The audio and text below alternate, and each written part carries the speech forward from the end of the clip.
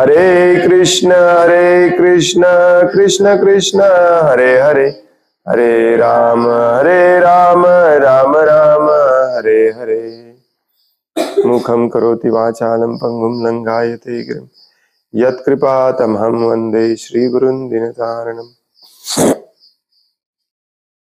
Please थोडंसं अजून तिकडे सरका।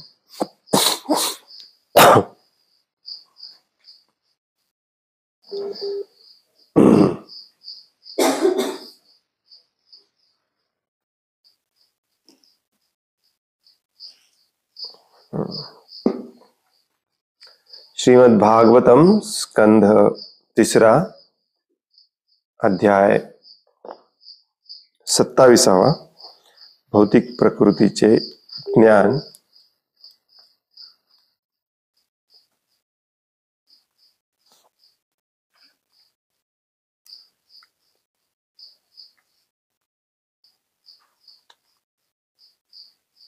ऍक्च्युली भौतिक प्रकृतीचे ज्ञान याचा अर्थ असा नाही की भौतिक प्रकृती कशी आहे, ते मागच्या अध्यायात झालं। या भौतिक प्रकृतीमध्ये आपल्याला स्वतःला कसं समजावून घ्यायचं याचं ज्ञान आहे या अध्यायामध्ये। आज आपण वाचणार आहोत श्लोक number 11।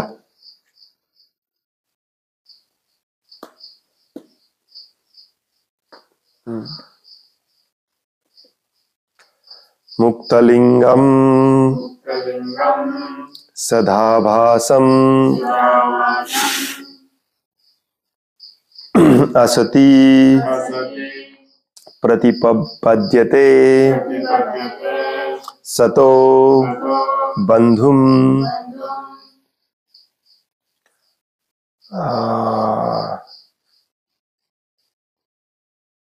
What's the next one? असच्चक्षुः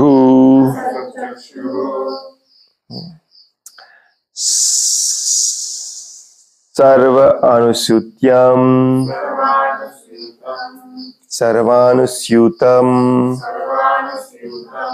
अद्वयम मुक्तलिंगम सदाभासम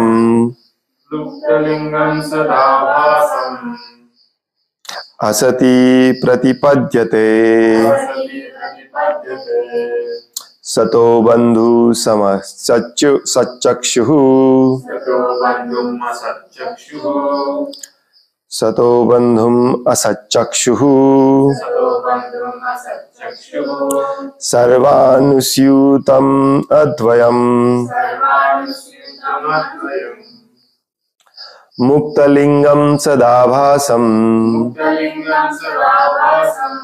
असति प्रतिपद्यते सतो बंधुम असच्चक्षुः सर्वानुस्यूतम अद्वयम मुक्तलिंगम सदाभासम असति प्रतिपद्यते सतो बंधुम असच्चक्षुः सर्वानुस्यूतम अद्वयम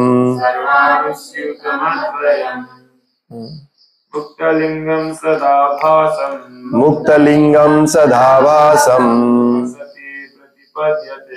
असति प्रतिपद्यते सतो बंधुम असच्चक्षुः सर्वानुस्यूतमद्वयम मुक्तलिंगम सदाभासम असति प्रतिपद्यते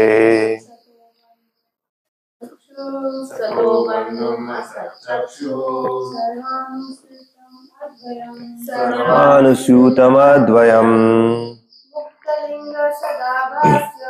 मुक्तलिंगम सदाभासम असति प्रतिपद्यते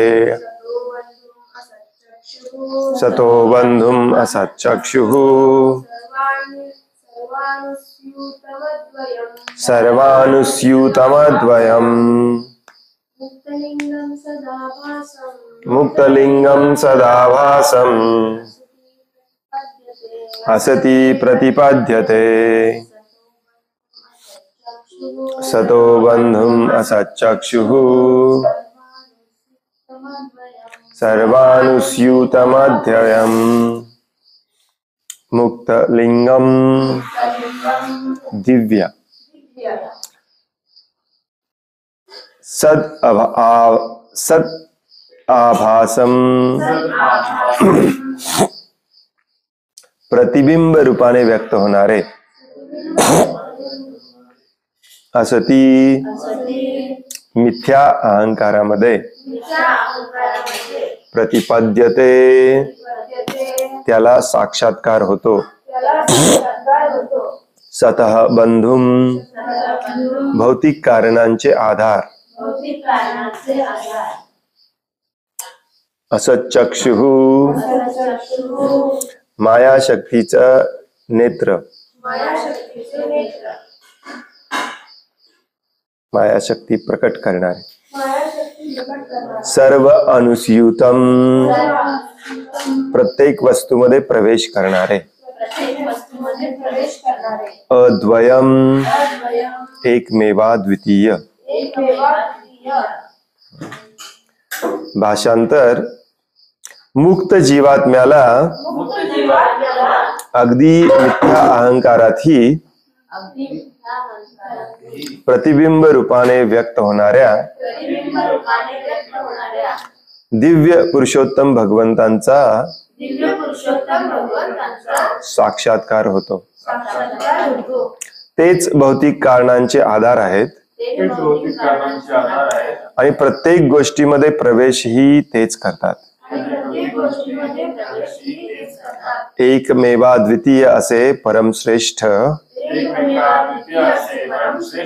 तेच आहेत आणि माया शक्तीचे नेत्रही तेच आहेत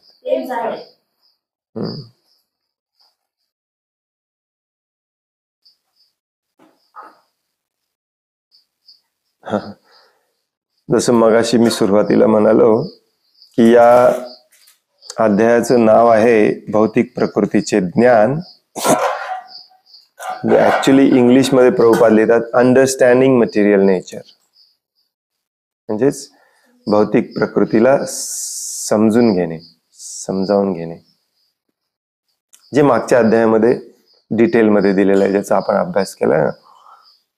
5 घटक, त्याचे 5 प्रधान, त्याचे 5 देवता, ते कसे तयार होतात, शुद्ध सत्वगुण, त्यानंतर निर्माण होणारा अहंकार, त्यातून निर्माण होणारा रजोगुण, तमोगुण, हे सगळं कसं समजावून घ्यायचं हे या अध्यायामध्ये दिलेलं आहे. या अध्यायाच्या सुरुवातीपासून आपण वाचत आहोत. आता आपण 11व्या श्लोकात आहोत. भगवंत सांगतात की या भौतिक प्रकृतीतून मुक्त होणे हा आपला उद्देश असला पाहिजे. आणि त्याच्यासाठी सगळ्यात महत्वाचं म्हणजे आपलं शरीर देखील या भौतिक प्रकृतीनेच बनलेलं आहे हे पहिल्यांदा समजावून घेऊन ही देहात्म बुद्धी बंद करणे.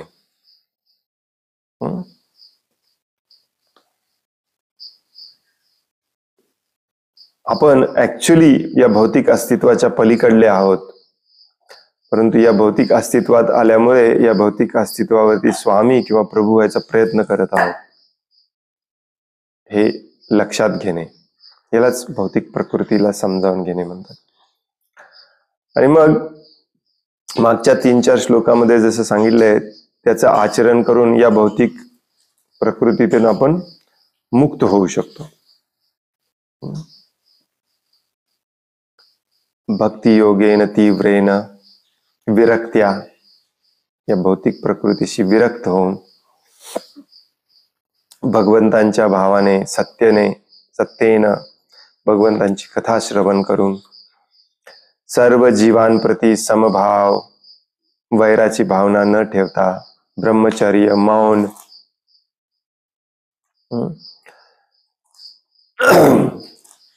आपलं काम करणे, आपलं काम करणे खूप महत्वाचं आहे. पुढे देखील सांगणार आहेत भगवान कपिल देवाच्या बद्दल. आणि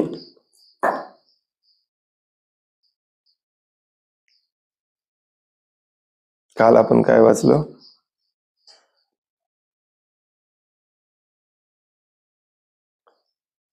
देहाशी तादात्म्य करू नये आणि या देहाशी संबंधित सगळ्या गोष्टींकडे आकर्षित होऊ नये.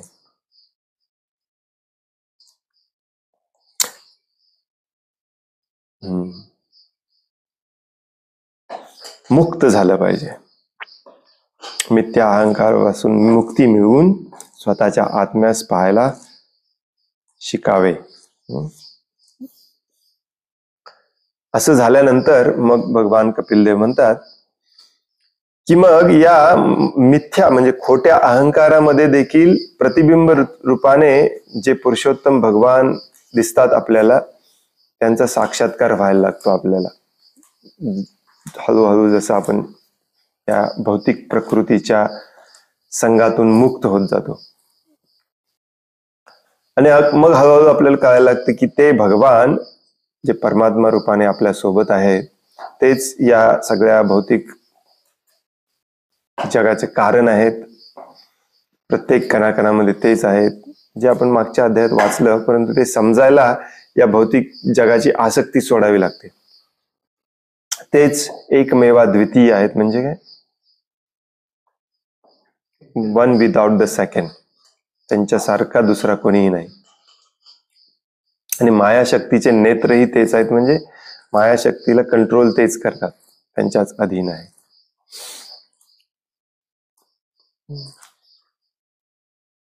हे जरी समजायला थोडस कठीण वाटत असलं तरी किती मोठा अध्याय.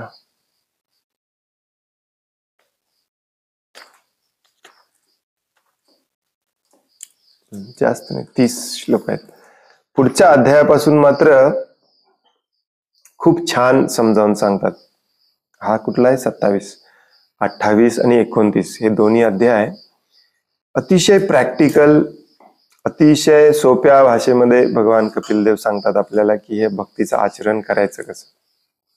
म्हणजे रोज आपल्याला प्रश्न पडतात की नाही हे सगळं वाचल्यानंतर एक्झॅक्टली काय चाललंय. त्यामुळे हे थोडंसं टेक्निकल असलं तरी आपण वाचून घेऊया. आजचा श्लोक आहे, मुक्त जीवात्म्याला अगदी मिथ्या अहंकारात ही प्रतिबिंब रूपाने व्यक्त होणाऱ्या दिव्य पुरुषोत्तम भगवंतांचा साक्षात्कार होतो. तेच भौतिक कारणांचे आधार आहेत आणि प्रत्येक गोष्टीमध्ये प्रवेश ही तेच करतात. एकमेवा द्वितीय असे परमश्रेष्ठ तेच आहेत आणि मायाशक्तीचे नेत्रही तेच आहेत. प्रभुपाद म्हणतात तात्पर्यामध्ये, शुद्ध भक्ताला भौतिक अभिव्यक्तीमधील प्रत्येक वस्तूमध्ये भगवंतांच्या उपस्थितीची अनुभूती होऊ शकते. शुद्ध भक्ताला भौतिक अभिव्यक्तीमधील प्रत्येक वस्तूमध्ये भगवंतांच्या उपस्थितीची अनुभूती होऊ शकते. 2 दिवसापूर्वी आपण वाचलं, भगवद्गीतेमध्ये पुन्हा पुन्हा सांगितलं जातं की सर्व जीवांच्या प्रती समान भाव, प्रेम ठेवलं पाहिजे. इतकंच नाही तर सर्व वस्तूंच्या प्रती देखील समान भाव आणि समान प्रेम ठेवलं पाहिजे. बऱ्याचदा मानव प्राणी हा इतका स्वार्थी आणि निर्दयी होतो की त्याला वाटतं की दुसऱ्या सगळ्या वस्तू ह्या आपल्या अनिर्बंध स्वैर उपभोगासाठीच भगवंतांनी निर्माण केलेले. त्यामुळे तो कोणाचाही आदर करत नाही. झाड तर जीवच आहेत, झाडांचा आपण आदर करतच नाही, परंतु बाकीच्या गोष्टी देखील. विशेष करून कलियुगामध्ये आपल्याला वाटतं की जी काही वस्तू जी निर्जीव आहे, वस्तू म्हणजे जड वस्तू ज्याच्यामध्ये चेतना नाही, ती आपल्या भोगासाठीच बनवली. पण त्याच्या थोड्याफार टोटली डार्क हो गया आज तो. त्याचा थोड्याफार प्रमाणामध्ये भोग आपण घेतला पाहिजे, त्याच्याशिवाय आपण जिवंत राहू शकत नाही. परंतु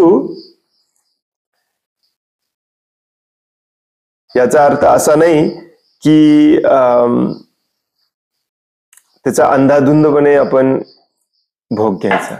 आणि त्यासाठी हा मुद्दा देखील खूप महत्वाचा आहे की भौतिक जगातल्या प्रत्येक वस्तूमध्ये भगवंत आपल्याला दिसले पाहिजे. आणि म्हणूनच पहिल्यांदा भगवंतांच्या विराट रूपावरती ध्यान करायला सांगितलं जातं, कारण या विराट रूपामध्ये सगळ्या वस्तू आहेत. जनरली आपण तसं करत नाही, बघा नाही, कणाकणामध्ये आपल्याला भगवंत दिसले पाहिजेत.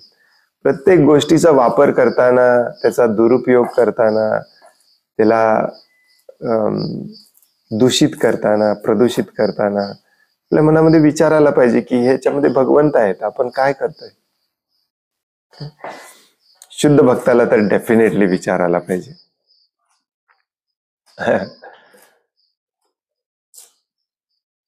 त्याच्याशिवाय आपली पाप कर्म बंद होणार नाहीत. हे पण तेवढंच प्रॅक्टिकल आहे. शुद्ध भक्ताला भौतिक अभिव्यक्तीमधील प्रत्येक वस्तूमध्ये भगवंतांच्या उपस्थितीची अनुभूती होऊ शकते. भगवंत तर प्रत्येक वस्तूमध्ये केवळ प्रतिबिंब रूपानेच उपस्थित असतात, परंतु शुद्ध भक्ताला अनुभूती होऊ शकते की ऐहिक भ्रमाच्या अंधकारात केवळ भगवंतच प्रवेश एकमेव प्रकाश आहेत आणि तेच या ऐहिक अस्तित्वाचे आधारही आहेत. याला अंधकार म्हटलेला आहे कारण हे अज्ञानाने भरलेलं आहे. या अज्ञानाच्या अंधकारामध्ये भगवान हे एकमेव प्रकाश आहेत आणि ते कणाकणामध्ये आपल्याला दिसले पाहिजे. तुम्हाला आठवतंय का बघा, मी त्या स्टोरीमध्ये सांगितलेलं की जेव्हा गोपीनाथ आचार्य आपल्या जिजाजींना, सार्वभौम भट्टाचार्यांना, भाऊजी, मराठीमध्ये भाऊजी काय, समजावून सांगत असतात की भगवान श्री चैतन्य महाप्रभूच परमपुरुषोत्तम भगवान आहेत. आणि सार्वभौम भट्टाचार्य विचार करत असतात की हे तर सोडून द्या, भगवंतांचा आकारच नाही आहे. आणि त्यांना समजावून सांगणं खूप कठीण जात होतं. मग गोपीनाथ आचार्य म्हणतात की मला कसे काय दिसत नाही, हे तुमचे भगवान आहे तर मला कसे काय दिसत नाही. गोपीनाथ आचार्य म्हणतात की त्याला भगवंत दिसायला भगवंतांची कृपा असावी लागते. आणि मग भगवंत दिसायला जर भगवंतांची कृपा असावी लागते, तर मग ते म्हणतात की ही भगवंतांची कृपा आहे किंवा नाही हे कसं सिद्ध करणार. खूप लॉजिकल, सार्वभौम भट्टाचार्य खूप लॉजिकल असतात ऍक्च्युली, कारण ते शास्त्राचा सगळा अभ्यास केलेला असतो. शास्त्राचा सगळा अभ्यास करणारे ज्ञानी लोक निराकारी असतात, निर्विशेषवादी. ते म्हणतात की ठीक आहे, तुला भगवंत दिसतात, मला दिसत नाही, याचं कारण तू सांगतोस की तुझ्यावरती भगवंतांची कृपा आहे, माझ्यावरती भगवंतांची कृपा नाही आहे, हे सिद्ध कसं करणार. त्याला उत्तर म्हणून गोपीनाथ आचार्य काय म्हणतात, ज्याच्यावरती भगवंतांची कृपा असते त्याला कणाकणामध्ये भगवंत दिसतात. हे भगवंतांच्या कृपेचं प्रमाण आहे. याच्यावरून सिद्ध होतं की त्याच्यावरती भगवंत, त्याला प्रत्येक गोष्टीमध्ये भगवंत दिसतात. प्रत्येक गोष्ट करताना, प्रत्येकाशी वागताना तो भगवंतांचा विचार करतो. हीच त्याच्यावरती असलेली भगवंतांची कृपा आहे. आणि ज्याच्यावरती भगवंतांची कृपा नाही आहे, त्याच्या समोर स्वतः भगवान आहे त्या ओरिजिनल रूपात जरी येऊन राहिले तरी त्याला भगवंत दिसणार नाही.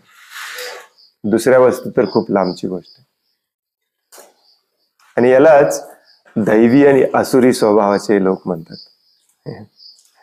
जसं दुर्योधनच्या समोर भगवान श्रीकृष्ण हजारो वेळा आले होते. शकुनी, दुर्योधन त्यांना कधीच दिसले नाही.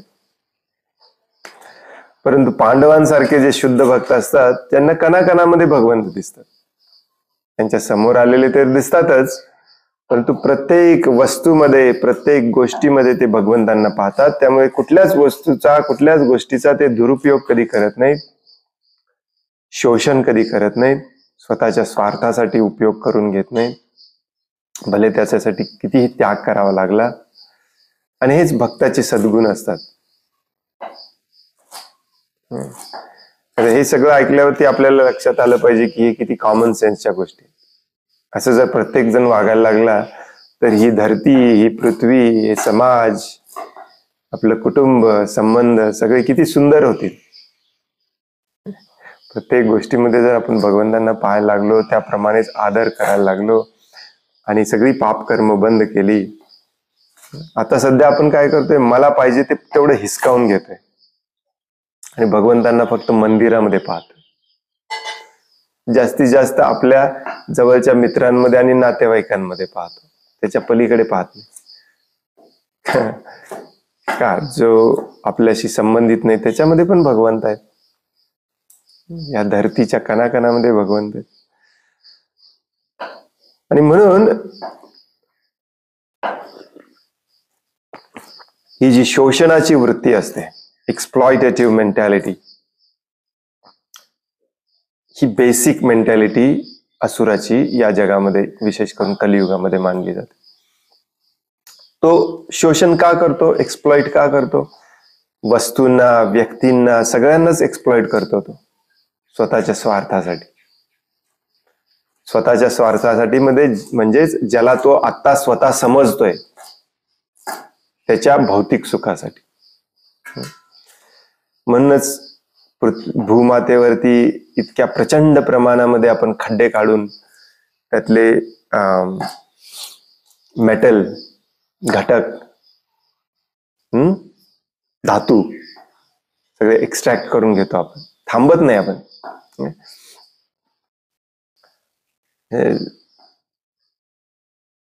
जंगलच्या जंगल तोडून काढतो, तिथे मोठे गड्डे करतो, त्यातला कोळसा बाहेर काढतो. हे सगळे कशासाठी? स्वतःच्या सुखासाठी. आणि ह्या आसुरी प्रवृत्तीच्या लोकांना लोक हे भौतिकदृष्ट्या खूप हुशार असतात बरं का. मग ते लोकांना समजावून सांगतील की तुमच्याच सुखासाठी आम्ही हे करतोय. तुम्हाला इलेक्ट्रिसिटी पाहिजे ना, मग ते इलेक्ट्रिसिटी कोळसा पाहिजे, मग कोळसा आणायचा कुठून, त्याच्यासाठीच आम्ही करतोय. सामान्य जनतेला पण वाटतंय हा ठीक आहे, चांगलंच करत असते. युजलेस. आणि हे जर आपल्याला लक्षात आलं नाही तर ऍक्च्युली आपण शिकलं काय प्रभुपादांच्या पुस्तकातून?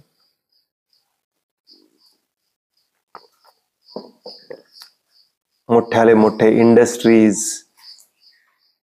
त्या इंडस्ट्रीचा कचरा, हो की नाही? काल का परवा दिवशी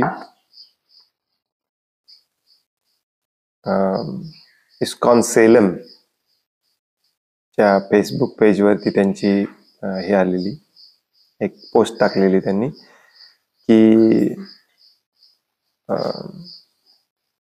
सगळ्यात मोठी स्टीलची कंपनी कुठली आहे?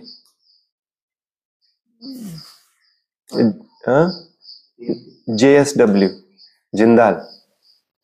Jindal group of steel work, something like. तर ते जे मोठं मंदिर होतंय सध्या दगडाचं, का बांधतायत मला माहिती नाही, पण तो बांधतायत. त्याच्या शेजारीच खूप मोठा प्लांट आहे त्यांचा, स्टील निर्माण करायचं. JSW तुम्ही बघितलं असेल, पत्र्यावरती वगैरे असतं JSW. तिथे त्यांना उद्घाटनाला आणि सेमिनारला बोलवलेलं, तर आपले काही भक्त गेले होते. आणि मी विचार करत होतो की भागवतम मध्ये प्रभुपाद जसं सांगतात, त्यांनी तसं तिथे सांगितलं का की तुमची फॅक्टरी हे सगळ्यात मोठं उग्र कर्म आहे, हे तुम्ही बंद केलं पाहिजे. आपलं धाडस होऊ शकतं हे सांगायचं?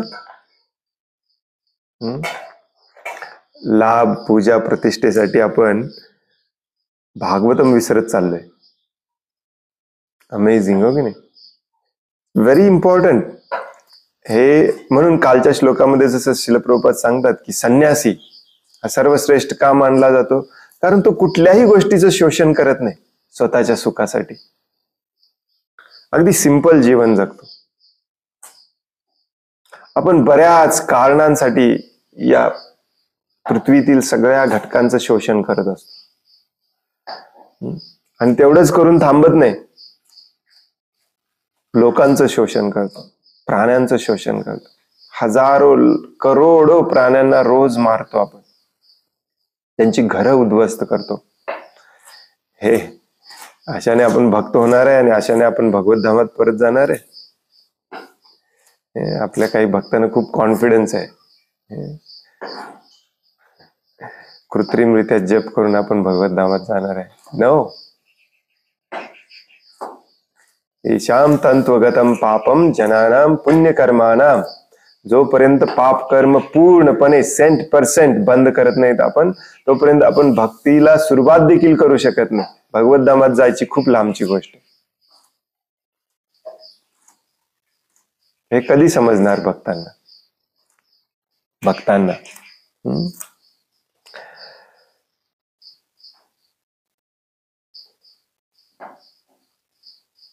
भगवत गीता ही अनुमोदित करते की भगवान श्रीकृष्ण हेच भौतिक प्रकृतीचे आधार आहेत. त्याचप्रमाणे श्रीकृष्णच सर्व कारणांचे मूळ कारण असल्याचे प्रतिपादन ब्रह्मसंहितेत देखील करण्यात आले आहे. ब्रह्मसंहितेत असेही म्हटले आहे की परम भगवंत आपल्या निकटस्थ व आंशिक विस्ताराद्वारे केवळ या ब्रह्मांडात आणि इतर प्रत्येक ब्रह्मांडामध्येच उपस्थित आहेत असे नव्हे, तर ते प्रत्येक अणूमध्येही उपस्थित आहेत.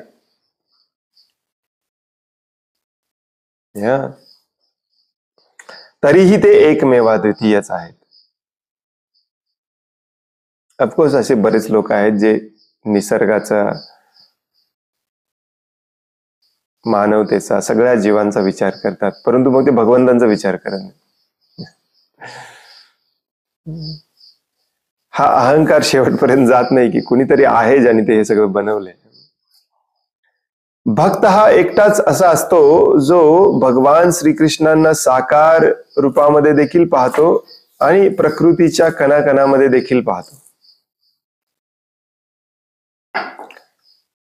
दुर्दैवाने आजकालचे भक्त फक्त भगवंतांना साकार रूपामध्ये पाहतात, प्रकृतीच्या कणाकणामध्ये पाहत नाही. यालाच म्हणतात भौतिक प्रकृती समजावून घेणे, अंडरस्टँडिंग मटेरियल नेचर.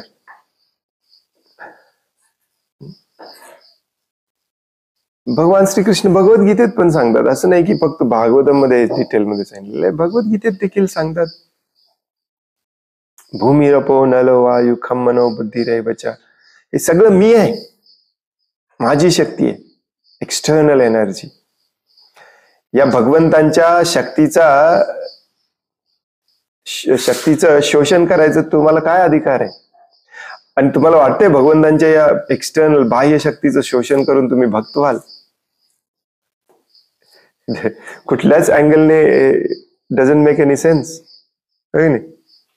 काय म्हणजे भूमी भगवंत म्हणतात मी आहे, अग्नी मी आहे, जल मी आहे, वायू मी आहे.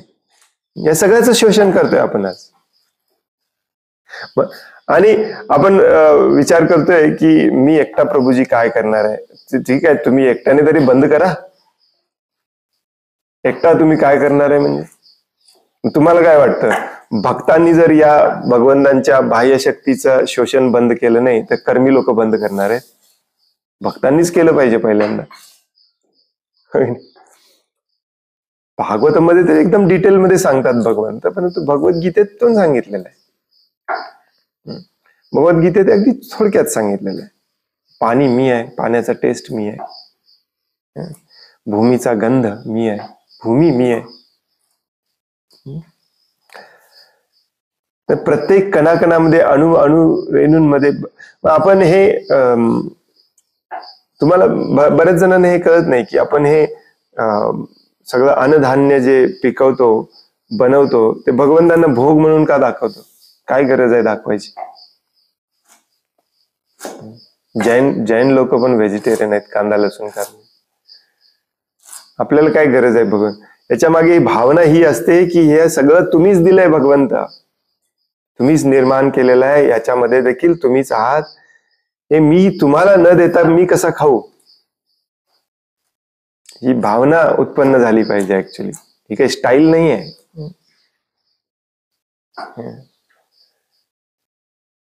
आणि हीच भावना मग प्रत्येक गोष्टीमध्ये उत्पन्न झाली पाहिजे. जे काही आपण दिवसभरामध्ये वापरतो ते सगळ्या गोष्टीमध्ये, खुर्ची, टेबल, ग्लास, सगळं सगळं सगळं भगवंतांचं आहे, सगळ्यामध्ये भगवंत आहे. ते मी वापरताना पहिल्यांदा भगवंतांना अर्पण केलं पाहिजे, भगवंतांची परवानगी घेतली पाहिजे. नसेल तर प्रभुपाद काय म्हणतात श्री ईशोपनिषद मध्ये, जो कोणी या भौतिक जगामध्ये स्वामी बनायचा, प्रभू बनायचा प्रयत्न करत असतो आणि या भौतिक जगाचं शोषण करतो, तो ऍक्च्युली चोर असतो. कारण ते त्याच्या मालकीचं नाहीच आहे. तुम्हाला जेवढं लागतं तेवढंच तुम्हाला घ्यायचा अधिकार आहे. ईशावास्यम इदम सर्वम यत्किंचित जगत्याम जगत. सगळं भगवंतांचं आहे. तुम्ही फक्त तुम्हाला जेवढ्या तुमच्या कोट्याला दिलेलं आहे तेवढंच घ्यायचंय. त्याच्यापेक्षा जास्त घेतला तर तुम्ही चोर होता. तेन तक्तेन भुंजिता माग्रिदा कस्य स्विद्धनम. तेवढंच घेतलं पाहिजे तुम्ही. आपले हिंदू लोक तर एक्सपर्ट आहेत. सगळ्यांना हे श्लोक माहिती आहे बरं का. यज्ञ करताना म्हणणार हे श्लोक, ईशावास्यम इदम. अमेझिंग. इचलकरंजीला मी परवा जात होतो, एकाच्या घराबाहेर घराचं नाव त्यांनी लिहिलंय ईशावास्यम. त्याला कदाचित असं वाटत असणार की इथे ईश्वर राहतात. ईशावास्यम, ईशावास्यमचा अर्थ ईश्वर राहतात नसते. ईशावास्यमचा अर्थ असतो हे सगळं ईश्वराच्या मालकीचं आहे. ही भावना निर्माण झाली पाहिजे. हे सगळं जे आपण मागच्या अध्यायामध्ये वाचलो ते सगळं भगवंतांच्या मालकीचं आहे. भगवंत कणाकणामध्ये आहेत आणि त्या कणाकणाचा आपण आदर करायला शिकलं पाहिजे, उपासना आराधना करायला शिकलं पाहिजे. फक्त भगवंतांच्या मूर्तीचा नाही, देवघरातल्या. काही लोकांना तर देवघराच्या बाहेर पण भगवंत दिसत नाहीत. लगेच अंधाधुंदपणे स्वार्थ सुरू होतो त्यांचा. अशाने थोडीच आपण भक्त होणार आहे.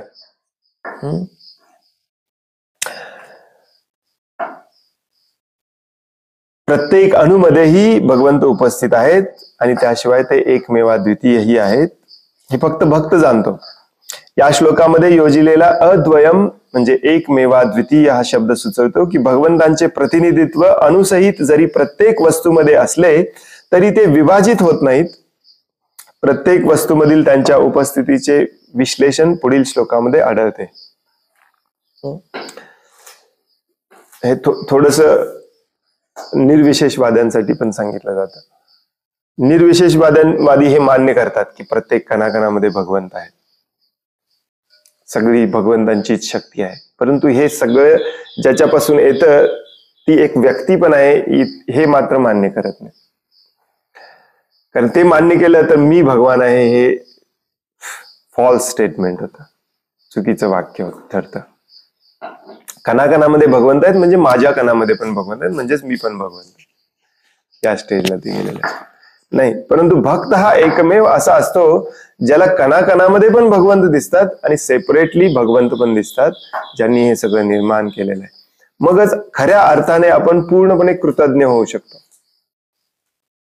म्हणून जे निर्विशेषवादी संप्रदाय आहेत, जैन वगैरे,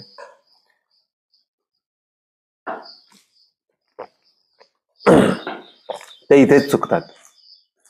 सगळं व्यवस्थित करतात परंतु शेवटचा त्यांचा उद्देश असतो मी भगवान होणार.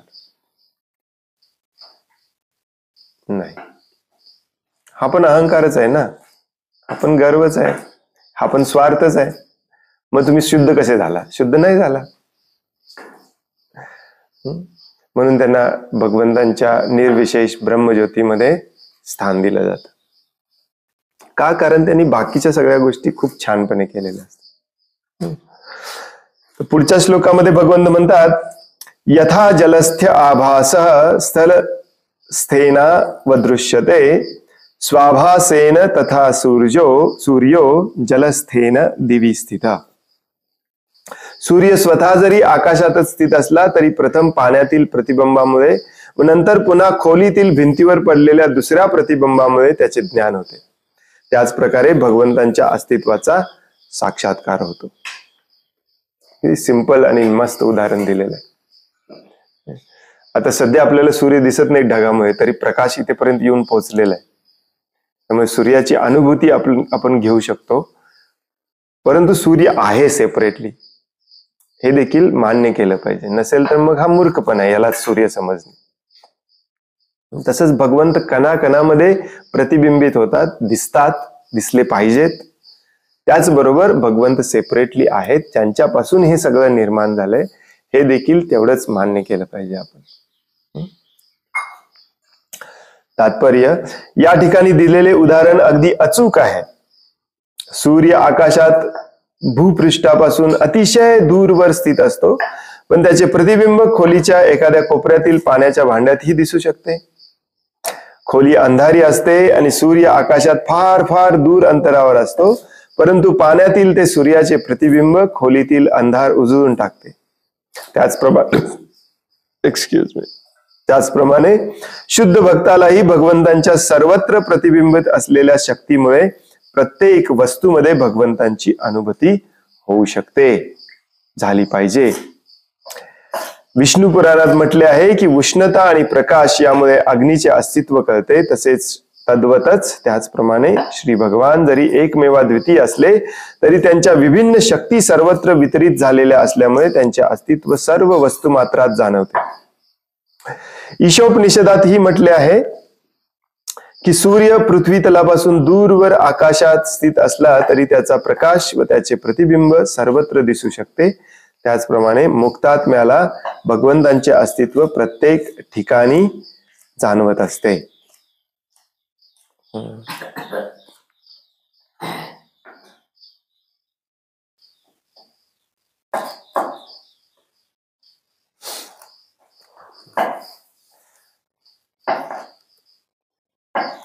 हा मुद्दा बऱ्याचशा आपल्या हिंदू लोकांना कधी ध्यानीमनी देखील येत नाही ऍक्च्युली. आणि ज्यांना आपण भक्त म्हणतो, तिलक कंठीमा लावलेले सगळे हिंदूच आहेत, त्यांना देखील ह्या लवकर लक्षात येत नाही. आणि अजून हा अध्याय, मी मगाशी मुद्दा म्हणून पाहिलं की अजून हा अध्याय किती मोठा आहे. आपण आता 12व्या श्लोकात आहोत, अजून 30 श्लोक आहेत टोटल.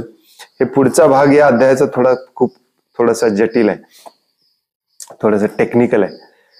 परंतु हा मुद्दा जो आहे आता आपण या 2 श्लोकामध्ये जो वाचला, तो मुद्दा पुढच्या दोन्ही अध्यायामध्ये डिटेलमध्ये सांगितलेला आहे.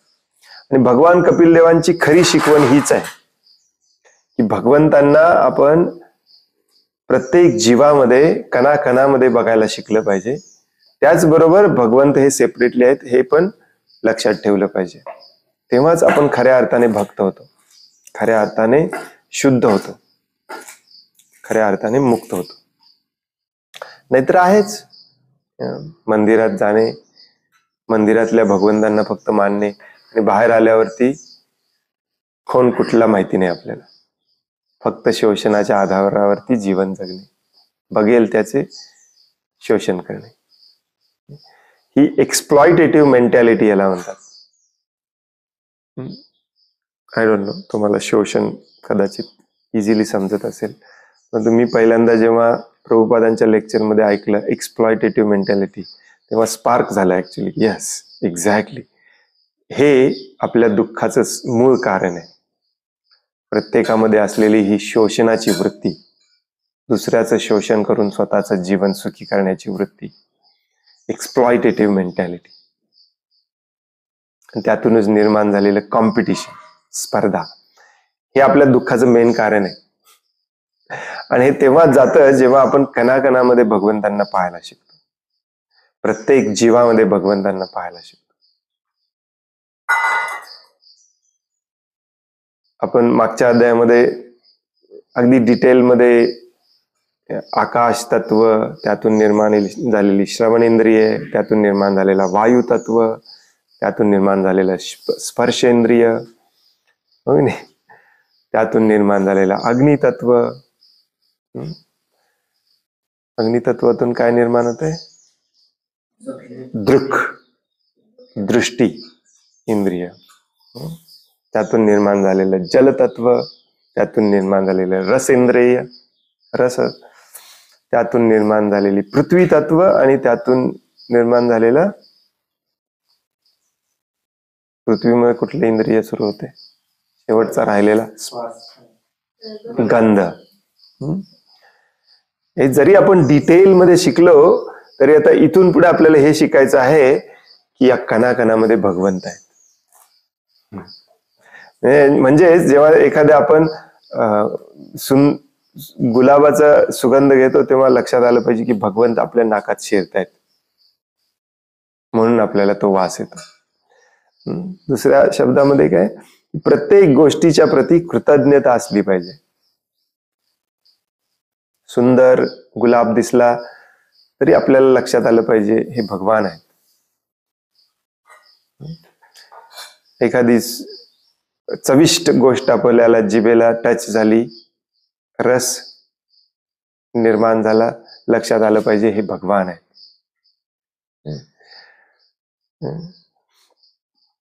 कधी कधी लक्षात येतं ऍक्च्युली एखाद्या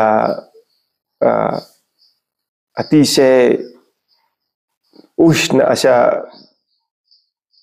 तापलेल्या दिवसामध्ये हळुवारपणे वारा आपल्या शरीराला टच होऊन गेला की आपल्याला बरं वाटतं. बरं वाटल्यासोबतच आपल्याला हे पण वाटलं पाहिजे की भगवान श्रीकृष्ण जस्ट मला टच करून गेले. कणाकणामध्ये भगवंतांना पाहायला शिकलं पाहिजे. जे दिसतंय, जे ऐकू येतंय, ज्याचा टच होतो, ज्याचा टेस्ट येते, ज्याचा गंध येतो, सगळं भगवंत आहेत. आणि ही भावना जर उत्पन्न झाली नाही तर नुसतेच विग्रह स्वरूपातले भगवंतांना भगवंत मानणारे मूर्ख असतात, भक्तीच्या एकदमच्या खालच्या थराला असतात. हेच भगवान कपिलदेव पुढच्या 2 अध्यायांमध्ये सांगणार आहेत. आणि ही भावना कशी निर्माण करणे मनामध्ये याची टेक्निक पण सांगणार आहेत पुढच्या अध्यायामध्ये. अगदी प्रॅक्टिकल टेक्निक सांगणार आहे. हनुमान प्रभूजींचा प्रश्न असतो, हे प्रॅक्टिकली करायचं कसं, समजून कसं घ्यायचं, ते पण सांगणार आहेत. हरे कृष्ण. आज आपण इथेच थांबूया.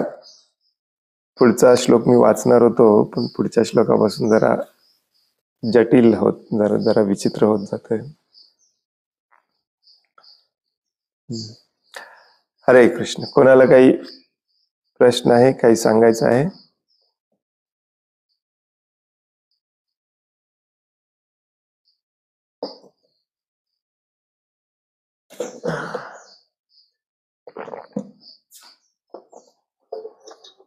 हरे कृष्ण प्रभू दंडवत. हरे कृष्ण प्रभू दंडवत. हरे कृष्ण. यस, हरे कृष्ण. हा प्रभूजी, आता जसं तुम्ही सांगितलं की ईशावास्यमध्ये हे सगळ्या प्रकृतीचे प्रत्येक कणाकणाचे मालक भगवंत आहे. तर दुसरी गोष्ट अशी की ते आपण जे गोष्ट घेतो सृष्टीमधलं ते भगवंतांना अर्पण केली पाहिजे. काय भक्तीच्या मार्गात आहेत म्हणून आपण ते भगवंतांना अर्पण पण करतो. पण ज्यावेळेस त्याची पुढची स्टेज अशी असते की आपण ती वापरायला लागतो, त्यावेळेस आपण भगवंतांना त्यात पकडत नाही, कारण आपण ती वस्तू पाप कर्मासाठी, पुण्य कर्मासाठी वापरतो, ह्याचा कधी विचारच करत नाही. त्यावेळेस प्रभूजी ती वस्तू वापरताना आपण ही गोष्ट का विचारतो की आपण भगवंतांना गोष्ट की अर्पण केलेली गोष्ट मग परत पुण्यकर्म पाप कर्मासाठी का वापरतो, त्याच्याबद्दल समजून सांगतो. हरे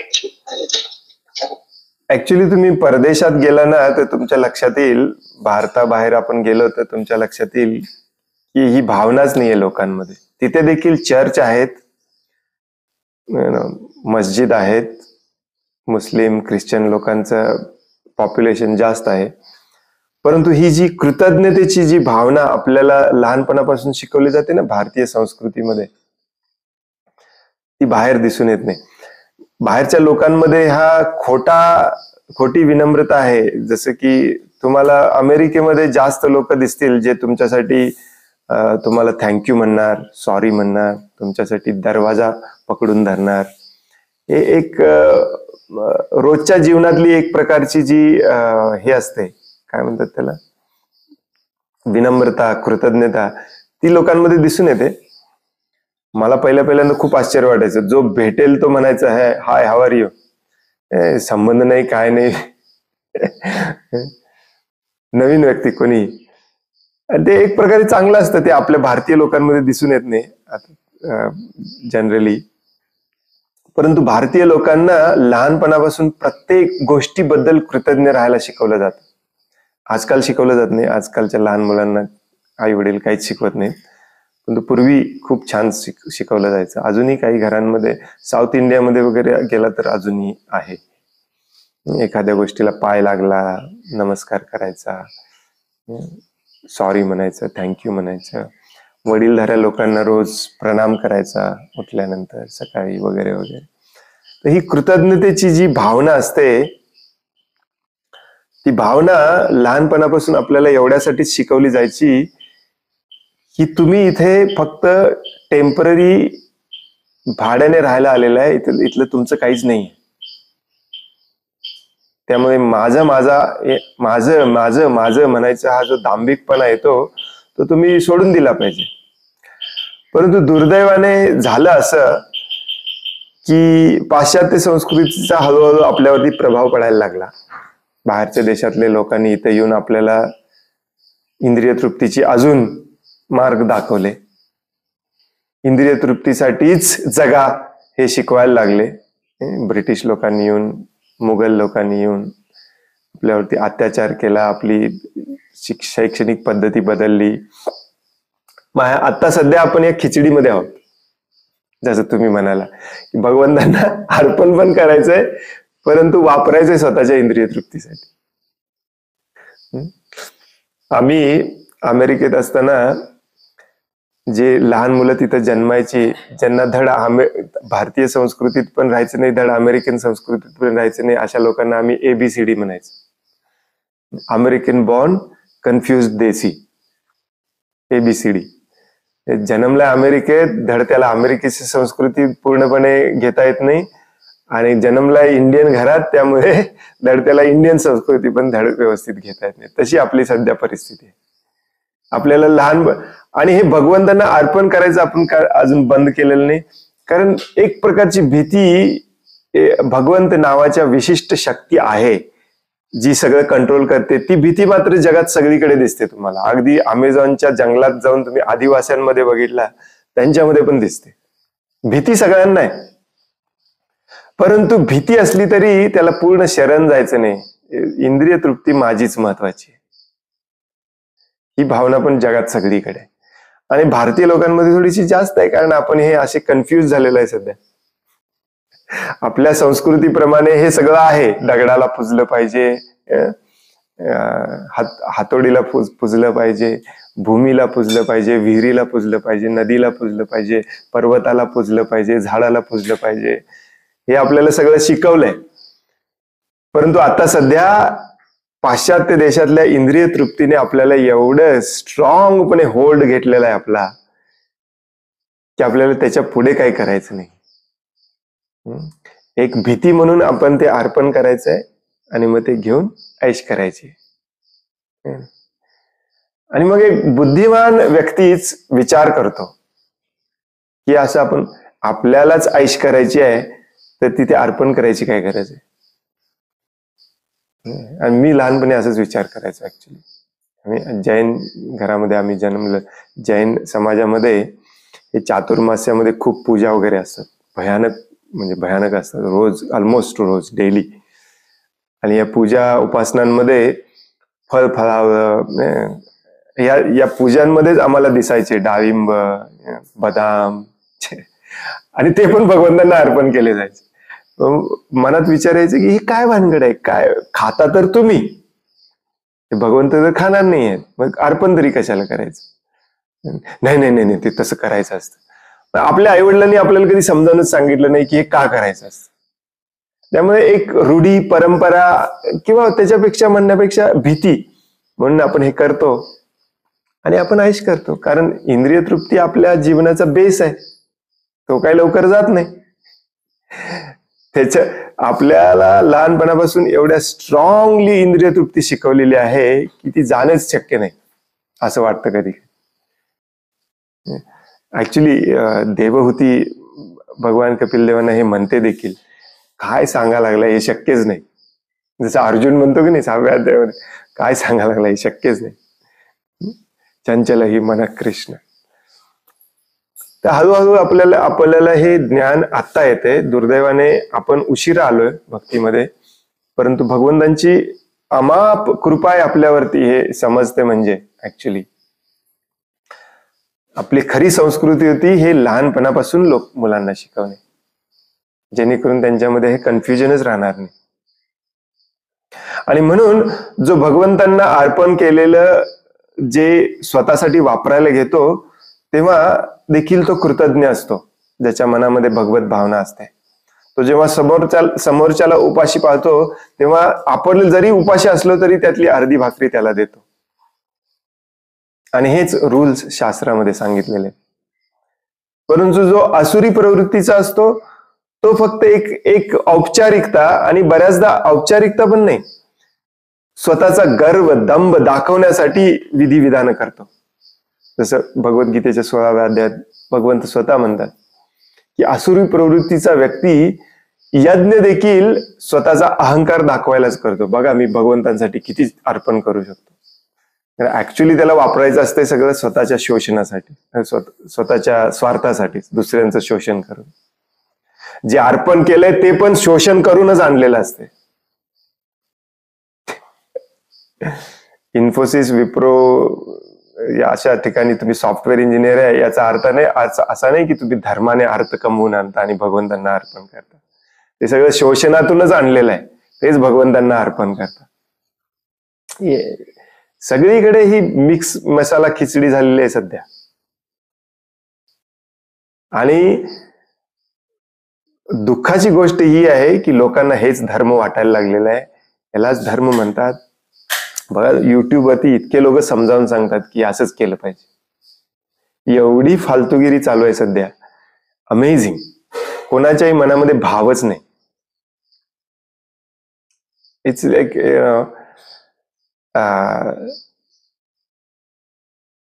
मला तर कधी कधी इतकं आश्चर्य वाटतं या लोकांचं, जसं तुम्ही म्हणाला की आपण करतो तर अर्पण भगवंतांना, परंतु काढल्या ती भावना नष्ट झालेली असते. हे माझ्यासाठी. आणि प्रभुपादांना हे नको होतं, म्हणून प्रभुपादांनी सांगितलं की घरी विग्रह असतील तर तुम्ही खूप स्ट्रिक्टली भक्तीचं आचरण केलं पाहिजे. आणि हे आजकाल जवळजवळ नष्ट केलंय आपल्या भक्तांनी. कोणाच्याही घरात विग्रह आणून ठेवतात. आणि मग आपण अर्पण कसं करतो, मला दुपारी 4 वाजता भेळ खावीशी वाटली म्हणून मी भेळ बनवला, भगवंतांसमोर एक औपचारिकता म्हणून ठेवली आणि काढून खाल्ला. कुठेच भाव नाहीये, ना बनवण्यामध्ये भाव आहे, ना अर्पण करण्यामध्ये भाव आहे, ना खाण्यामध्ये भाव आहे, कुठेच नाही. फक्त ढोंग होऊन बसलाय. काइंड ऑफ लाईफस्टाईल झाली बऱ्याच लोकांसाठी. हे भक्ती म्हणजे एक लाईफस्टाईल आहे ऍक्च्युली, सात्विक लाईफस्टाईल. त्याच्या पुढे काही नाही. आणि हे जास्त डेंजरस आहे ऍक्च्युली. एक वेळ कर्मी असलेलं बरं, पण हे असलं, कारण याच्यामध्ये ढोंग करताना आपण इतकी पाप करतो. आणि या पापांचं ऍक्च्युली जे रिझल्ट असतो तो नॉर्मल पापापेक्षा जास्त असतो. कारण तुम्ही स्वतःला भक्त बनवून पाप कर्म करताय. स्वतःला भक्त, तिलक आणि कंठी माळ लावून भूमातेचं शोषण करताय. हे खूप मोठं पाप असतं. तर हे मेन कारण आहे आपली संस्कृती ही जेव्हा पाश्चात्य संस्कृतीने तिचा इफेक्ट झाला याच्यावरती, त्यामुळे ही प्रदूषित होत गेली. हे मेन कारण आहे. त्यामुळे हे दोन्ही दिसतं आपल्यामध्ये. एकीकडे आपण धार्मिक पण वाटतो आणि एकीकडे इतके मोठे राक्षस आहोत ही कल्पना करू शकत नाही आपण. आणि म्हणूनच अमेरिकेत गेल्यावरती बऱ्याच लोकांना बरं वाटायला लागते. इथे लोक निदान माणसासारखं तरी वागतात. इथे भारतात माणसासारखं पण वागण्यात आलं. म्हणूनच भारतासारख्या ठिकाणी इतका भ्रष्टाचार आहे, इतकं प्रदूषण आहे, इतका घाणेरडेपणा आहे, इतका स्वैराचार आहे. का? कारण इथे एवढी खिचडी झाली आता सध्या. प्रभुपाद इंग्लिशमध्ये शब्द वापरतात हॉज पॉज. सगळं मिक्स मसाला झाला. सिनेमामध्ये वगैरे तुम्ही पाहिलं असाल की त्या मुलीला भगवंतांना अर्पण केलं जातं आणि मग तिच्यावर बलात्कार केला जातो. आता काय सांगायचं या लोकांना. अमेझिंग. आपण एवढ्या, आणि म्हणून हे थांबवायचं होतं प्रभुपादांना. काल मी एक वाक्य वाचलं प्रभुपादांचं, मी शेअर करू का नको हे 2 तास विचार करत होतो. आणि केलं नाही मीच शेवटी शेअर. प्रभुपाद एकच वाक्य प्रभुपाद म्हणतात, Hinduism is another cheating religion. तुम्हाला वाटेल हे तुम्ही आता शेअर करू शकता आपल्या भक्तांच्या बरोबर. हिंदू धर्म हा आणखीन एक फसवणुकीचा धर्म आहे, फसवणारा धर्म आहे. आणि इट्स ट्रू. एक्झॅक्टली हेच सांगायला प्रभुपादांनी ही चळवळ सुरू केलेली. हे आपल्याला भक्तांच्या देखील लक्षात येत नाही. तुम्ही जे प्रश्न विचारला ना त्याचं मेन कारण हे आहे, ही आपली खिचडी झाली आहे. पहिल्यांदा डोक्यातून काढून टाका तुम्ही हिंदू आहे. मी नाही कुठल्या धर्माचा आहे, नाही कुठल्या जातीचा आहे, नाही कुठल्या पंथाचा आहे. मला श्रीमद भगवद्गीता आणि भागवतम समजावून घेऊन त्याप्रमाणे वागायचंय. मग तुम्हाला हे सगळं समजतं, कळतं. हे आपली रूढी परंपरा प्लस इंद्रिय तृप्ती याचा मिक्स मसाला करून यातून काहीतरी विशिष्ट मिश्रण मी शोधून काढतो म्हटलं तर शक्य नाही. बंद केलं पाहिजे, आपण कम्प्लिटली बंद केलं पाहिजे. म्हणून भगवद्गीतेमध्ये हजारो ठिकाणी भगवंत अगदी स्ट्रॉंगली सांगतात की देवी देवतांची पूजा बंद करा, पूर्णपणे बंद करा, ऍब्सोल्युटली. पण अजूनही भक्त दिसतात. आजची लिटरली दीक्षा घेतलेले भक्त मी पाहिले, त्यांच्या अल्टरवरती अजूनही देवी देवतांचे फोटो आहेत, देवी देवतांची मूर्ती आहेत. हे सगळं भीतीपोटी माणूस करत असतो, काही भक्ती भावना नाहीये त्याच्या मागे. अर्पण देखील भीतीपोटी करत असतो. तुम्ही गावामध्ये जावा, खेड्यामध्ये जावा, बघा ते अमावस्येच्या दिवशी ते आंबील, ताक, भात वगैरे करून त्याची बांधून गाठ बांधून गावाबाहेरच्या या झाडाखाली ते अर्पण करून येतात. का? कारण भीती असते, दुसरं काही भाव नाहीये त्याच्या मागे. एखादा अमावस्या चुकला आणि 15 दिवसात कुणाला तरी घरामध्ये ताप आला की लगेच म्हातारा म्हणतो घरातला, मी सांगितलेलं ते अमावस्येच्या दिवशी अर्पण करून केलं नाही म्हणून हे झालं. हे आपल्या डोक्यामध्ये एवढं बसवलंय लोकांनी. देवी देवता, देवी देवतांची पूजा, आणि एक्झॅक्टली त्याचप्रमाणे आपण भगवंतांची पण पूजा करतोय. हे बंद केलं पाहिजे. आपण भगवंतांची पूजा ही वेगळी आहे. जसं भगवान श्रीकृष्णांनी इंद्रदेवाची पूजा करू नका म्हणून सांगितलं, त्याच्यापेक्षा या गोवर्धन पर्वताची पूजा करा, कारण या गोवर्धन पर्वतामुळे तुम्हाला जेवण मिळतंय, तुम्हाला पाणी मिळतंय, तुम्हाला अन्न मिळतंय, तुमची गुरंढोरं या गोवर्धन पर्वतामुळे जिवंत राहतात आणि तुम्हाला दूध देतात.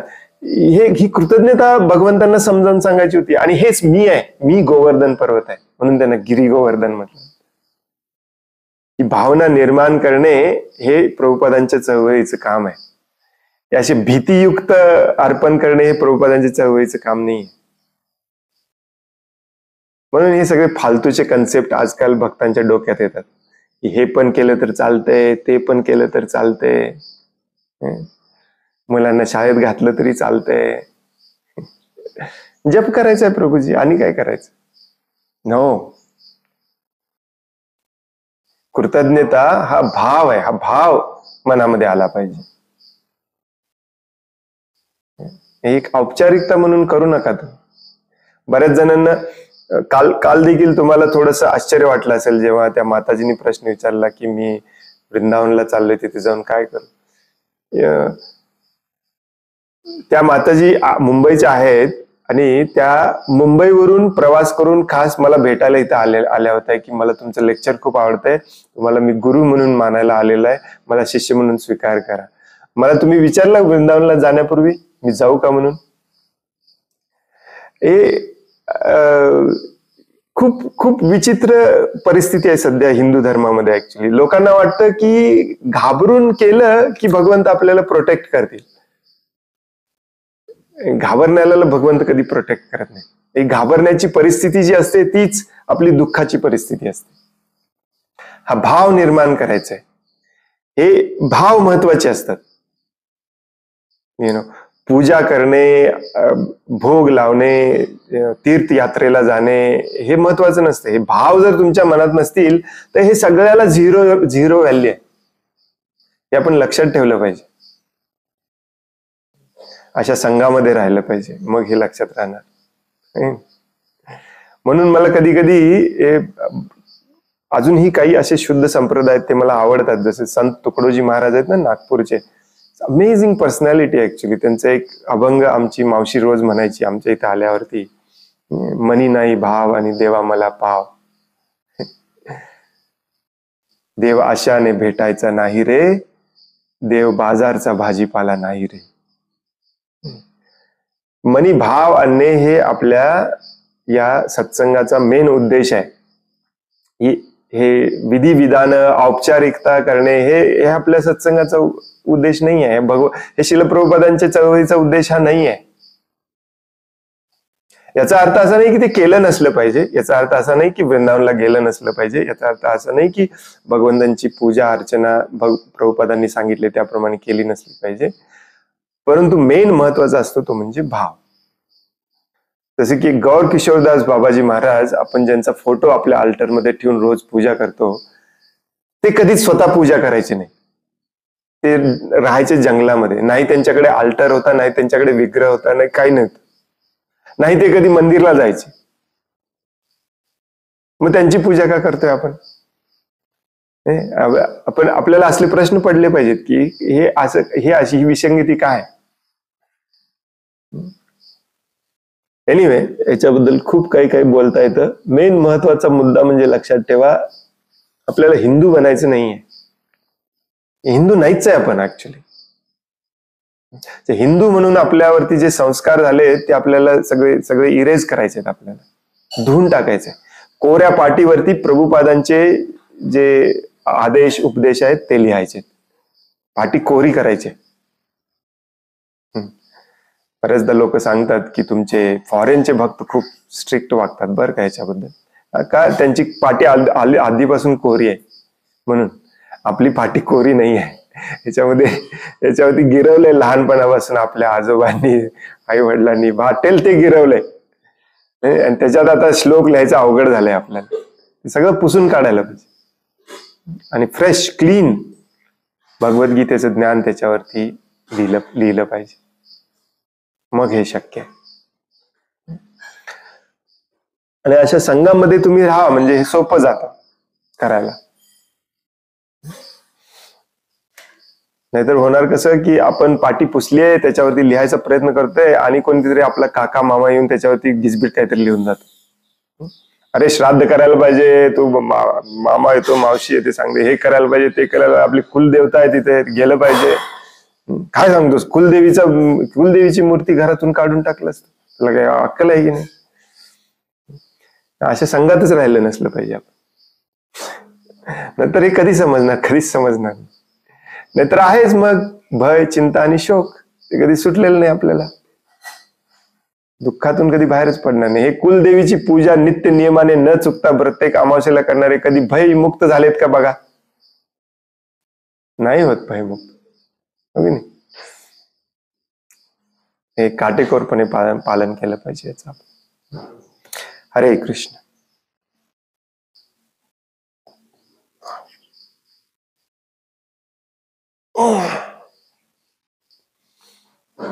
आणखीन कोणाला काही प्रश्न आहे, काही सांगायचं आहे?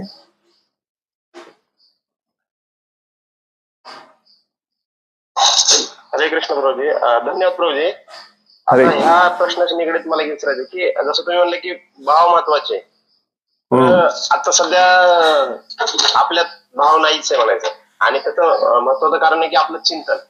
आता मला काल तोच प्रश्न विचारला होता की आपलं सध्याचं जे चिंतन आहे सगळं भौतिक आहे. मग त्या भौतिक चिंतनामध्ये आपण एखादा विचार करत असतो, तसं आपण वागत पण असतो, तशी कृती पण करत असतो. मग त्याच चिंतनाशी निगडीत आपण दुसरा आपल्या मनामध्ये एखादा भौतिक विचार आला किंवा एखादा विषय आपल्या आयुष्यात घडला, मग आपण काय करतो की तो पहिला विचार आपला सोडून जातो आणि दुसऱ्या विचाराचं चिंतन जास्त करतो. तर मग अशा वेळेस आपण तो पहिली जी आपल्या आयुष्यात कृती असते किंवा आपल्या शरीरामध्ये त्या विचारानुसार जे बदल होत असतात ते सगळं बंद होतं. नंतर दुसरे विचार करत असतो, त्याच्याशी निगडीत आपले ते सगळे कृती चालू होत राहते. मग आता आपला सध्याचा प्रॉब्लेम असा की आपण भावना तर नाहीच आहे आपल्यात, पण कमीत कमी आपण आध्यात्मिक चिंतन तर करू शकतो. आणि आध्यात्मिक चिंतनानंतर आपल्याला कदाचित भावना आपली थोडीफार प्रगती होऊ शकते. तर मग आता सध्या मला असं विचारायचं की आपल्याला जे आता सध्याचं भौतिक चिंतन बदलून आध्यात्मिक चिंतनामध्ये स्थिर राहण्यासाठी आणि ते कंटिन्यू करण्यासाठी काय केलं पाहिजे त्याच्याबद्दल सांगा प्रभू. हरे कृष्ण. संघ बदलला पाहिजे. संघात संजायते काम. संघातच काम निर्माण होत असतं. प्रभुपाद खूप छान उदाहरण देतात याचं, स्वतःचं उदाहरण देतात. प्रभुपाद म्हणतात माझ्या वडिलांचं कापडाचं दुकान होतं. तुम्हाला माहिती असेल प्रभुपादांच्या वडिलांचं कापडाचं दुकान होतं. आणि कधी कधी स्वप्नात प्रभुपादांचे वडील गिरायकांना दर सांगायचे. हे कापड 5 रुपये मीटर आहे, ते कापड ती साडी 15 रुपयाची आहे. प्रभुपाद खूप छान समजावून सांगतात. संघ, हा संघ आपल्याला विचार करायला भाग पाडतो. तो सोडला पाहिजे. तुमच्या लक्षात आलं ना की ते सोडलं पाहिजे. लक्षात येऊन देखील त्याच संघामध्ये तुम्ही राहायचं ठरवलेलं असेल तर ते जाणून बुजून घेतलेला तो निर्णय असतो. मॅक्झिमम लोक असा आणतात की नाही प्रभूजी माझी परिस्थितीच तशी आहे, हेच तसं आहे, काय म्हणतात त्याला, सर्कमस्टन्सेस मराठीमध्ये काय म्हणतात, परिस्थितीमुळे प्रभूजी मला तिथे राहावं लागतं. नो नो नो नो, तो तुमचा चॉईस असतो. ऍक्च्युली ह्युमन फॉर्म, मनुष्याचा जन्म हा खूप हुशारीने निर्णय घेण्यासाठी दिलेला आहे, चॉईस करण्यासाठी दिलेला आहे. जेव्हा तुम्ही तिथेच राहायचं चॉईस करता तो तुमचा चॉईस असतो, परिस्थिती नसते. परिस्थितीवर मात करायला मनुष्य इतका श्रेष्ठ कुठलाच दुसरा प्राणी नाही ऍक्च्युली. परंतु मॅक्झिमम वेळेला आपण त्याच संघामध्ये राहतो कारण आपली ती चॉईस असते. आपण ती मान्य करत नाही कारण ती आपली चॉईस असते. ती जर आपण मान्य केली की आपल्या अहंकाराला ठेच पोहोचते. ती आपली चॉईस असते आणि मग त्या संघाचा इफेक्ट होत राहणार, डेफिनेटली होत राहणार. संघ बदलल्याशिवाय हे होत नाही. It's a dream like situation. Prabhupada तेच सांगत असतात की माझे वडील स्वप्नात देखील कापडाचे दर का सांगायचे, कारण दिवसभर संघ त्याचाच करायचे. तसंच आपण या भौतिक जगामध्ये त्याही पेक्षा डीप अशा स्वप्नामध्ये आहोत सध्या. जोपर्यंत ते संघ सोडत नाही आपण, ते आपल्या स्वप्नामध्ये तेच राहणार. ध्यानी मनी स्वप्नी तेच, ज्याचा संघ करतोय तेच राहणार. अल्टिमेटली तेच. कित्येक भक्त येऊन सांगतात ऍक्च्युली की प्रभूजी सगळं सोडून दिलंय, रोज 16 माळा जप करतोय, तरी पण मधूनच जेव्हा लहानपणी मी जेवढे सिनेमे पाहिले त्या सिनेमातलं काहीतरी आठवतंय किंवा गाणी आठवतात, बच्चनचं एखादं गाणं आठवतं. का? कारण ते मनावरती बिंबवलेलं असतं. मग मी त्यांना म्हणतो की प्रभूजी त्याची फ्रिक्वेन्सी तर कमी झाली ना आता. तर मग येस, डेफिनेटली कमी झाली. पूर्वी सकाळ दुपार संध्याकाळ आठवतच होतं, शिवाय रेडिओवरती आपण तेच लावत होतो, सीडी तेच आणलेल्या, कॅसेट तेच आणलेल्या. पूर्वी ते जातच नव्हतं डोक्यातून, जरी घाणेरडं गाणं असलं तरी ते आपण ऐकतच होतो. आता जप केल्यामुळे निदान कधीतरी आठवतं. तसंच जप जास्त केला, शुद्ध भक्तांच्या संघात राहून कायम कीर्तन केलं तर तेच आठवणार. असेही बरेचसे भक्त येऊन सांगतात की प्रभूजी जेव्हापासून भक्तीमध्ये आलोय, कीर्तन ऐकतोय, कीर्तन करतोय, तेव्हा सगळीकडे कीर्तनच ऐकू येतं, मनात कायम कीर्तनच येतं. आणि बाथरूम मध्ये गेल्यावर, घाणेरड्या ठिकाणी गेल्यावर देखील कीर्तनच आठवत असते. चालतंय का? येस, डेफिनेटली चालतंय. मनावरती इफेक्ट कसा होत असतोय बघा, याचा अनुभव तुम्ही स्वतः घेऊ शकता. संघ सोडला पाहिजे, कम्प्लिटली सोडला पाहिजे, कम्प्लिटली सोडला पाहिजे. आमची पिढी आहे जिथे MP3चं इन्व्हेन्शन झालं. तुम्हाला मी एक एक्झाम्पल सांगतो. म्हणजे सॉफ्टवेअर इंजिनिअरिंग मध्ये आमच्या पिढीमध्ये खऱ्या अर्थाने आम्ही कॅसेट पासून सीडी पासून MP3 प्लेअर पासून कम्प्युटरवर गाणी ऐकणे, कम्प्युटर पासून आता फोन मध्ये गाणी, आता ते पेन ड्राईव्ह वगैरे पण कोण वापरत नाही, ते बंद होणार सगळं. आणि ते कार्ड वगैरे पण सगळं बंद होणार. हे सगळं एकाच पिढीमध्ये बघणारे आपण एकटेच आहोत. सांगण्याचा मुद्दा असा आहे की मला जेव्हा हे MP3चं इन्व्हेन्शन झालेलं ना, तेव्हा मी इतका ऑब्सेस्ड होतो की माझ्याकडे जवळजवळ सगळ्या सिनेमातल्या गाण्यांची MP3 होती. आणि तेव्हा सगळं फ्री असायचं, इंटरनेट नवीन होतं, तेव्हा कॉपीराईट वगैरे असला प्रकार नव्हता, कुठूनही डाउनलोड करता येत होतं. आणि असे भरभरून CD तयार करून ठेवलेले आम्ही, हे ऐकायचंय ते ऐकायचंय आणि कंटिन्युअसली. आणि भक्तीत आल्यानंतर बरेच वर्ष मी त्यांना डिलीट केलं नव्हतं. अजूनही वाटायचं की इतकी मेहनत घेऊन आपण हे सगळे गाणी एकत्र केले, त्याला डिलीट कसं करायचं. मग कॉम्प्युटर बदलला की ह्या कॉम्प्युटरमधनं त्या कॉम्प्युटरमध्ये कॉपी करून ठेवायचं, ह्या हार्ड डिस्कवरनं त्या हार्ड डिस्कवर कॉपी करून ठेवायचं. तुमच्यापैकी जे सॉफ्टवेअर मध्ये आहेत त्यांना हे समजेल मी काय बोलते. परंतु एक दिवस आला जेव्हा मला वाटलं की याचा ऍब्सोल्युटली क्रॅप आहे, याला काहीच अर्थ नाहीये. ते सगळ्या CD मी फेकून दिल्या, हार्ड डिस्क वरचं पण डिलीट करून टाकलं, कॅसेट वगैरे सगळे मित्रांना देऊन टाकले.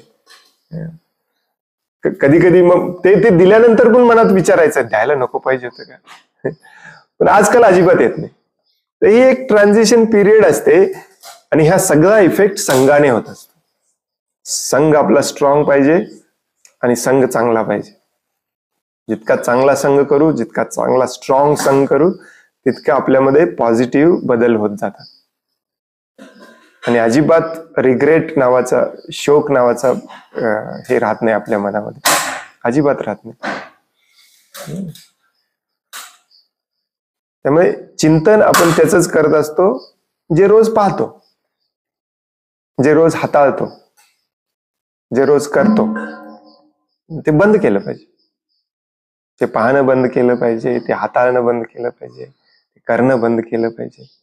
हा, एका ठराविक लेवल नंतर तुमची कृष्ण भावना किंवा तुमची भक्ती इतकी स्ट्रॉंग होते की त्यानंतर तुमच्या डोळ्यासमोर आलं तरी तुम्हाला काही फरक पडत नाही. त्या स्टेजला येऊपर्यंत तरी ते बंद केलं पाहिजे, कम्प्लिटली बंद केलं पाहिजे. आणि त्या स्टेजला आल्यानंतर आपण दुसऱ्यांना जाऊन सांगितलं पाहिजे. मग आपण संघ घ्यायचं बंद करतो, फक्त संघ देतो. आता सध्या आपण संघ घेण्याच्या मोडमध्ये, घेण्याच्या मोडमध्ये असताना संघ आपला खूप चांगला असला पाहिजे. डेलिबरेटली, म्हणजे काय म्हणतात त्याला, स्वतःहून जबरदस्तीने संघ बंद केला पाहिजे, बदलला पाहिजे, केलं पाहिजे, स्टेप्स घेतले पाहिजे. मग एक दिवस येईल जेव्हा तुमच्या समोर जरी आलं तरी तुम्हाला काही फरक पडणार नाही, कारण त्या दिवशी तुम्ही संघ घ्यायचं बंद केलेलं असतं, फक्त द्यायचं सुरू केलेलं असतं. त्यामुळे बंद करा. ज्याचं तुम्हाला चिंतन वाईट वाटतंय ना, ते बंद करून टाका. कम्प्लिटली बंद करून टाकायचं, लिटरली बंद करून टाकायचं. आपण जंगलामध्ये का राहायला जातोय, कारण इथं अजूनही डीजे लावतात आमचे शेजारी, आणि ते डीजे मध्ये ते मग परत तेच गाणी लावतात जे मला लहानपणी आवडत होत. पुन्हा ती जी ही असते ना, तो जो विचार, ती भावना, ते चिंतन सगळं निर्माण होतं. म्हणूनच प्रभुपाद सांगतात की कम्प्लिटली गो अवे. शास्त्रामध्ये पुन्हा पुन्हा का सांगितलंय, एकांत स्थळी गेलं पाहिजे, या कर्मी जगापासून वेगळं राहिलं पाहिजे. याचं कारण हेच आहे, लहानशी गोष्ट देखील तुम्हाला आठवण करून देऊ शकते. ज्याचे संस्कार झालेले असतात ना, ते तुम्हाला आठवण. जसं वाल्मिकींना डोळे झाकून तपस्या करत होते, कानावरती फक्त पैंजनाचे आवाज दूर 35 मैलावरून आले, बस तेवढं एक बास होतं त्यांना. गेले पुन्हा ते त्याच चिंतनामध्ये. म्हणून हे सगळं सोडून द्यायचं. तोपर्यंत स्ट्रिक्टली सोडायचा प्रयत्न करायचा जोपर्यंत आपण मनातून दृढ होत नाही, स्ट्रॉंग होत. आणि कधी केलं पाहिजे, जेवढ्या लवकर करता येईल तेवढं केलं पाहिजे. काल, येस्टरडे. आपण पुढे ढकलतो, तो प्रॉब्लेम आहे आपला. हरे कृष्ण. थांबूया आपण.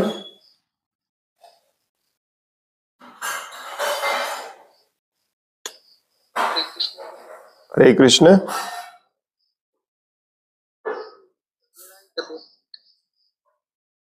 तुमचा आवाज खूपच लहान येतोय प्रभूजी. प्रभूजी प्रश्न विचारू का? 2 मिनिटं वेळ आहे. येस आता आला व्यवस्थित. प्रभूजी आपण हे भौतिक प्रकृतीशी भगवंताला कणाकणामध्ये पाहणं याचं कनेक्शन आपल्या कार्यामध्ये आपण असं जोडू शकतो का, की जसं की भगवंत म्हणतात की हे संपूर्ण जगत पूर्ण आहे आणि ते माझ्या मालकीचं आहे, परंतु मग काही गोष्टींना आपण निग्लेक्ट करतो, तर त्याचा अर्थ असा घ्यायचा आपण की भले ती पूर्ण आहे ती गोष्ट, परंतु तिला आपण टाळतो का? कारण तिचा यथायोग्य उपयोग आपल्याला करता येत नाहीये, त्यामुळं ती आपल्यासाठी योग्य नाही आणि आपण टाळतो.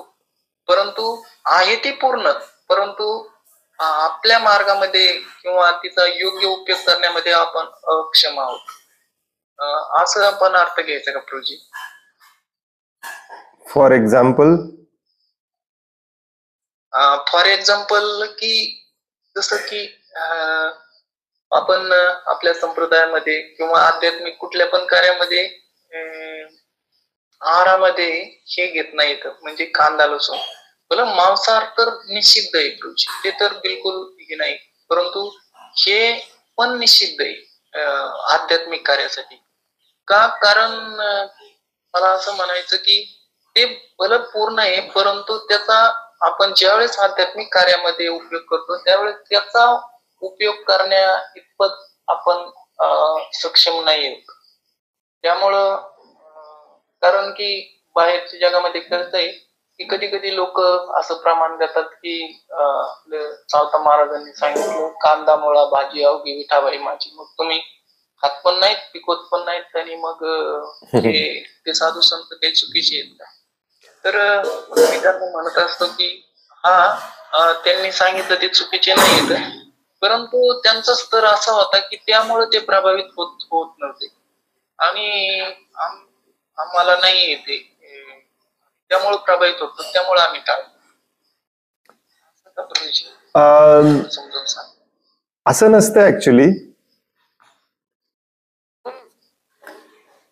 प्रत्येक वस्तू प्रत्येक गोष्ट या जगातली भगवंतांनी काही ना कारणास्तव बनवलेली असते, त्यामुळे कुठल्या गोष्टीचा उपयोग नसतो असं नसतं, कधीच नसतं.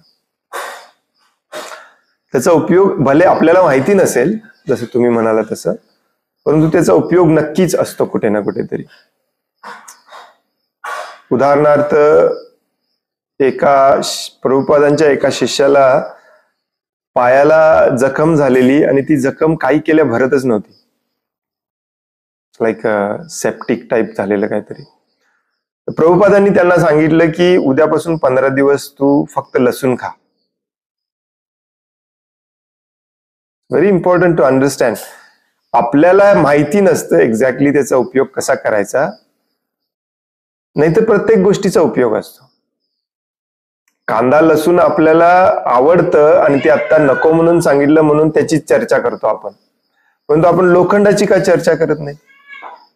आपल्याला लोखंड का खाऊ नका म्हणून सांगितलं, ते पण खाल्लं पाहिजे, हो की नाही?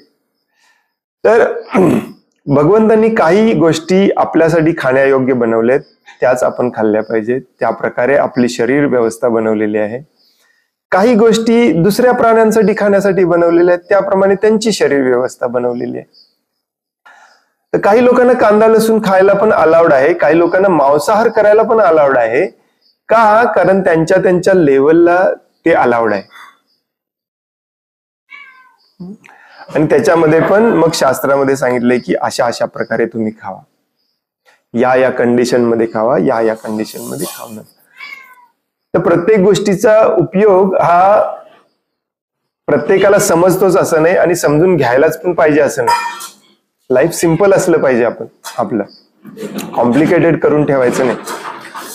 उदाहरणार्थ जसं मगाशी मी म्हणालो की आपण लोखंड का खात नाही, ऍक्च्युली आपण रोज लोखंड खात असतो, ज्याला मेडिकल भाषेमध्ये आयर्न म्हणतात. परंतु ते जे लोखंड आपण खातो ते त्या स्वरूपातच खाल्लं पाहिजे. आपली राक्षसी बुद्धी वापरून त्या लोखंडाचं रूपांतर लोखंडी पत्र्यामध्ये करून मग तो पत्रा घरासाठी वापरणे ही राक्षसी प्रवृत्ती होते. हे करू नका म्हणून सांगितलंय. तर शास्त्रामध्ये प्रत्येक गोष्टीला महत्व आहे. ती गोष्ट ज्या उद्देशाने बनवले त्या उद्देशाने जर आपण वापरली तर ती भगवंतांची यथायोग्य सेवा होते. आणि ती जर ती विकृत स्वरूपात वापरायला लागलो आपण तर आपण पाप कर्माकडे हळूहळू वाहत जातो. तर आपल्याला माहिती नसतं. फॉर एक्झाम्पल तंबाखू भगवंतांनी का बरं बनवला असेल. आपण विचार करतो कधी कधी. तुमच्या मनात कधी विचाराल का बनवला असेल बरं भगवंतांनी. त्याला पण काही कारण आहेत. त्याची काही मेडिसिनल प्रॉपर्टीज आहेत. पराशर ऋषी ज्यांनी शेतीबद्दल पहिलं पुस्तक लिहिलं, पराशर मुनीने, कृषी पराशर म्हणून तुम्हाला कुठे पुस्तक मिळालं तर वाचा, तुम्ही जर शेतीमध्ये असाल तर. पराशर ऋषी आपल्या पुस्तकात लिहितात की आपल्या भाजीपाल्यांमध्ये मध्ये मध्ये आपण कांदा आणि लसूण पण लावला पाहिजे. आता हे मुनी ऋषी का सांगतात तसं, कारण त्याचं कारण पण तिथे ते सांगतात की ते लावल्यामुळे काही ठराविक प्रकारचे किडे येत नाहीत, कारण हे कांदा लसूणला उग्र वास असतो, ते रिपेलंट म्हणून काम करतात. तर प्रत्येकाचं असं काही ना काहीतरी कारण आहे. त्याचं कारण आपल्याला माहित असायलाच पाहिजे असं पण काही नाही. जसं एक गोल्डन रूल लक्षात ठेवायचा की भगवंतांची सेवाच करायची आहे मला, फक्त बाकी काही करायचं नाही. मग ते भगवंतांच्या सेवेसाठी जर वापरायला लागलं तर वापरलं पण पाहिजे. नसेल तर बंदूक पण खराब बेकार आहे, धनुष्य बाण पण बेकार आहे, परंतु भगवंतांच्या सेवेमध्ये ते पण चांगलं आहे. भगवंतांच्या सेवेमध्ये कांदा लसूण वापरायला लागला तो पण चांगला आहे. प्रभुपादांना एकदा प्रश्न विचारलेला की समजा काहीच नाही आहे इथे खायला, मग भक्तीच्या प्रचारासाठी तुम्ही मांसाहार करणार का? प्रभुपाद म्हणाले येस. भगवंतांसाठी आपण काही करायला तयार असलं पाहिजे. आणि भगवंतांच्या साठी नसेल, स्वतःसाठी असेल तर गोष्टी ज्या त्या प्रमाणात आणि व्यवस्थित रूपातच वापरायला शिकलं पाहिजे. आणि ते आपल्याला आपले आचार्य शिकवतात, कारण आपण मंद आहोत हे पण मान्य केलं पाहिजे. आपण प्रत्येक गोष्ट आपण समजावून घेऊ शकत नाही. जे आपले आचार्य सांगतात त्याप्रमाणे आपल्याला थोड्या प्रमाणात वागलं पाहिजे. त्यामुळे कुठल्या गोष्टीला महत्व नसतं असं नाही, प्रत्येक गोष्टीला महत्व असतं. नसेल तर मग भगवंत अपूर्ण होतील. भगवंत जे बनवतात ते पूर्णच असतं, परफेक्ट असतं, जसं तुम्ही म्हणाला सुरुवातीला.